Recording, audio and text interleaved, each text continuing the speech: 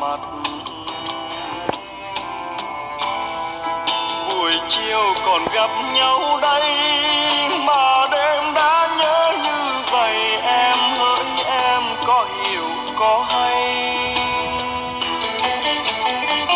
tình anh như núi cao biển rộng, gom bốn phương trời xanh thành lũy. Biển trời nào mà không xanh thì xin em nhớ cho rằng em nghiễm nhiên chiếm ngự hồn anh.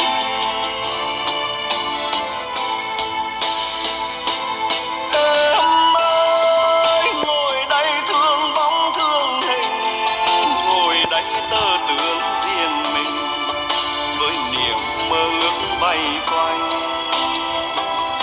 Em ơi ước gì mình là đôi chim, ước gì mình là sao đêm hay là trăng rọi sáng hương hoa.